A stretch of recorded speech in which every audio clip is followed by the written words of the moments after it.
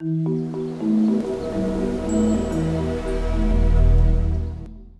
everyone, this is Professor Robert Solis and welcome to this video lesson. We're going to continue our discussion about functions, and the way that we're going to do that is by creating a program that calculates the volume and the surface area of a square pyramid. So I've given you those formulas. That's going to be a squared times the height divided by 3. And over here, that's going to be a squared times 2a or plus 2a rather, times the square root of quantity a squared divided by 4 plus h squared. So you just simply go to Wikipedia and it'll show you a visual diagram of what those different variables represent. They represent the side and the height essentially. So in my function prototype area, I'm going to indicate the highlight view of my functions, and you'll see over here that I'm creating a function called calculate volume. It's going to require the side parameter and also the height parameter. Given those, I'll be able to return to you a double which represents the volume of that particular square pyramid. I'm also going to create a function called calculate surface area. Again, I'm giving it two different variables, the side parameter and also the height parameter, and with those I'll be able to return back to you the surface area. So from here, let me minimize main and let me go down over here to the function definitions. So for calculate volume, you see that that's simply a copy and paste of this entire first line without the semicolon. I replace the semicolon with curly brackets, and so what this thing is going to do is it's going to return this surface area, or the volume rather, and so it looks like volume is a squared. So you see over here that's going to be whatever that side is squared, and then the height is going to be divided by 3, so the height divided by 3, that's what this thing returns. Now, could I have done this in a different way? Could I have done this instead of returning an actual calculation of the volume? I could have created a variable called volume. I could have assigned volume to that same function. You'll notice this over here, not the function rather, but the equation is copied and pasted over here, and then just simply return it. So this would be version 1 of what you could have done, and this is version 2, a more concise way of calculating and returning the value. Alright, so that's calculate volume.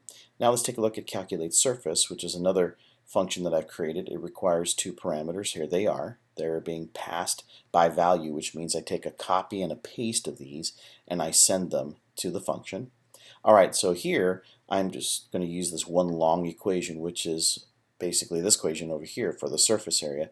Looks like it's a squared, which is the side, so the side parameter squared. That's why we use the POW function, plus 2a, so plus 2a being the side parameter, times the square root, so I'm going to use sqrt, which is the square root, and then looks like I have a squared, so that's going to be power side parameter squared divided by 4, there it is, plus, okay, so here's the plus, and then h squared, which is the height, so that's going to be power h squared. The whole thing is going to be square rooted. I determine what that surface area is, and I return that value.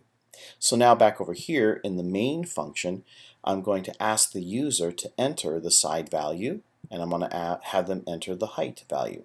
So I'm going to create two cout statements. One says the volume of the square pyramid is, and so I call this function knowing that it's going to return a double, specifically the volume.